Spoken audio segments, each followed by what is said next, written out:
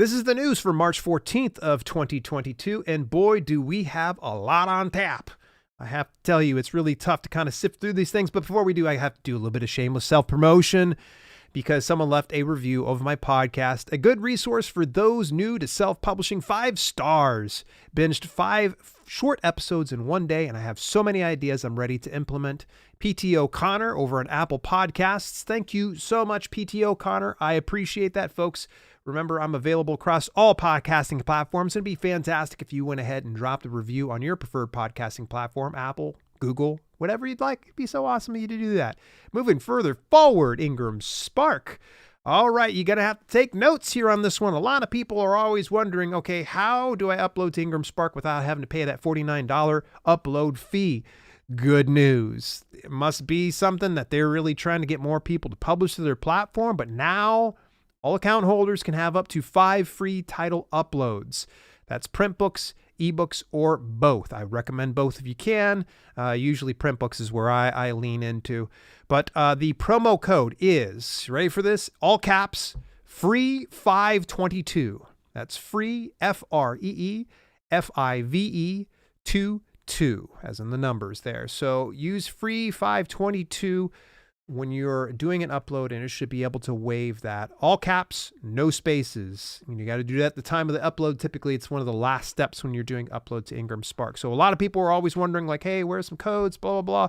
There you go. I've hooked you up. Of course, my preferred way of getting it is going to be Ally, but I know some of you are not able to afford that. That's totally understandable. So here we go. Let's move a little further forward here. Now, this one is going to be a bit time sensitive. So those of you who are watching the Wednesday replay of the news segment from Monday, you're probably going to be missing out on this, but chances are very likely you can still visit and see if you can join this webinar that's being put on by Findaway Voices. They're having special guest Michael Laron to come in to talk just a little bit about the whole process of, give me just a moment here, getting an audiobook produced on the marketplace. And they're actually going to show in real time him working with some potential narrators. And executive producer Ren Krause is going to be available from Findaway Voices AudioWorks division moderating. Ren is a fantastic gal. I met her actually when we had met up with Findaway about a couple of years ago. She actually used to play the part of matchmaker. She probably still does to a certain extent, where she matches audiobook narrators with rights holders that properly fit the budget and as well as the voice that they're shooting for. So in any event, that is on Tuesday, March 15th at 11 a.m. And again, you're watching this in the replay, just visit the link and see if there's a replay for that. Moving further forward, this one comes from Draft the Digital to kind of let you know Barnes & Noble has made changes to their audiobook sales and promotion. As someone who uses our universal book links, I do, which the UBLs can be found on Books to Read. That's the number 2. You can be able to use that 100% free. I highly recommend that you use that. Do not put naked links out there. Just like, hey, go over and see my book on Amazon.com. That's great. What about the people over in the other regions? Use Books to Read. It's fantastic. But if you are currently using that, you're going to have to go back into each one of those areas, and you're going to have to update any links to your Barnes & Noble audiobooks. All right, so whatever audiobook link you had before, you're going to have to go back in and fix that because they do not automatically update, and Books to Read does not scan that information. So you're going to have to manually put that in. It will be worth it, though. I need to do a case study on that one of these days. All right, I got a very interesting one that came across my platform, and I want some honest feedback. I'm asking you guys to do this. This is not a plug. This is not a sponsored spot. Folks over at stack.me reached out to me. They say, sell your stories, ebooks, essays, poetry, and more. Stack.me is the best place for writers to earn money from their fans. Get an amazing personal website, sell directly to your fans, accept contributions. So essentially, this is a way that you're able to monetize your brand as an indie author. So think of it kind of like Gumroad, but on steroids. Like they really, it's almost like they took Gumroad and they married it with Instagram. And in fact, take a look at the profile that took me literally like 5 minutes to put together here. So here's what I have so far. By the way, this is at selfpubwithdale.stack.me. And by the way, it's stck.me. So remove the vowel in stack. Any rate, I want to see what you guys think of this. And this is what the founders actually reached out to me, and they told me a few of the bullet points. Stack.me is a platform to self-publish your ebook and sell directly to fans. what you get is out of the box, no technical integrations, no upfront costs.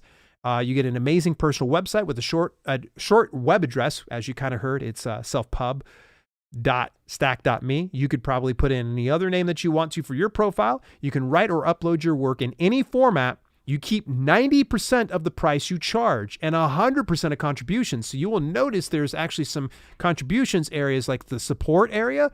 You're going to get 100% of that. But if you're selling any type of digital goods, then they're going to take 10%. And that's totally understandable. I get that.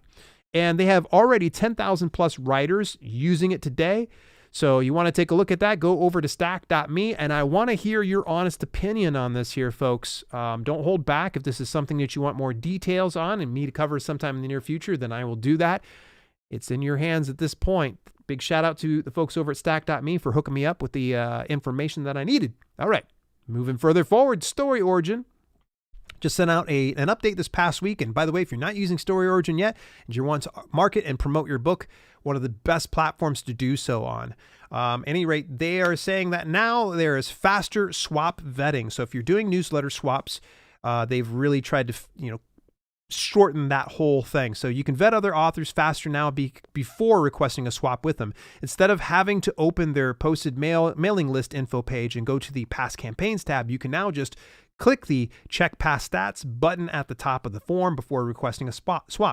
Why is this so important? Well, obviously we only have a finite amount of time throughout our given day. So just those small things are going to chip away at what we're doing. So thankfully, the folks over at StoryOrigin has removed some of that friction and made it easier for us to do newsletter swaps because they're already pretty tough to manage as it is. Moving further forward, I don't know if I mentioned this in the news before, but I'm going to mention it anyways. Hashtags for writers. There's a free generator tool over on Kindlepreneur.com. Dave Chesson, he admitted to me before that he just finds getting hashtags overwhelming and sometimes confusing.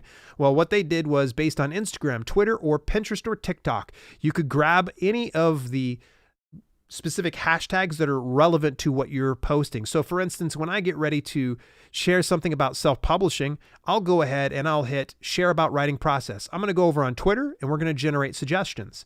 And then we can go through and pick what's most important. So it could probably be book marketing, book promotion, shameless self-promo. And then we just add those hashtags and we can copy those and then take them on over to where we need to. So if you're the type of person that gets so overwhelmed by having to put hashtags in, which by the way, you should be putting that on your social posts to become more discoverable, this is one of the simple solutions to do it for you. I see this tool doing nothing but getting better. But for now, I think this is fantastic and it's great and it's free. By the way, Kindlepreneur offering up all that free good stuff. All right, moving further forward. One of my preferred web hosting platforms, Siteground, is going to be running a free live webinar on the best web design practices for small business owners. Now, those of you that are authors, you're a small business owner, believe it or not. So I would recommend that you tune in on Wednesday, March 16th at 11 a.m. Pacific Daytime. So that is 2 p.m. on Eastern. So make sure that you tune in to that specific broadcast. You're going to learn so much how to better position your business in your niche, how to stand out from your competitors, and what are the best strategies for attracting your dream clients. I will leave a link for that inside the description. Get yourself signed up. Even if it is past this point, sign up for it anyways, because chances are likely you will be able to still see a replay of some sort.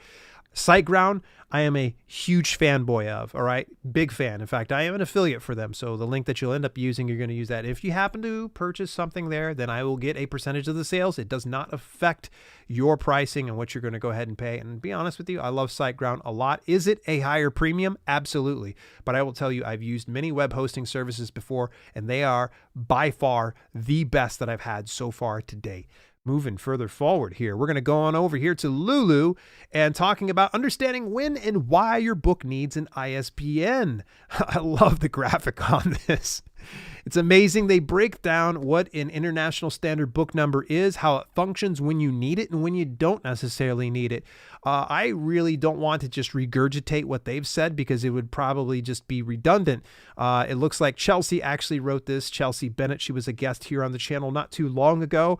Go ahead, give that one a read. If you are new to the business, most importantly, understanding ISBN should probably be at the forefront of your mind right now because having having one versus not having one really does make a difference on your end goal. And last but not least, coming out here from the folks over at Audiobook Creation Exchange, ACX. ACX University is back. It's going to be back. New episodes starting on March the 15th. If you are really wanting to dive deeper into the whole deal of using ACX, then you want to learn from the best. They have so many different experts that they've curated from all walks in the audiobook publishing industry. I just recommend get yourself subscribed to them, Audible ACX over on YouTube, because it'll definitely be worth it. These are they're longer form videos, but you're going to sit down, take some notes because you're going to learn a lot in the process. That's it for the news today. What did you think? What were some items that you enjoyed most? Was there something that I missed over the past week? I definitely would love to hear from you inside the chat.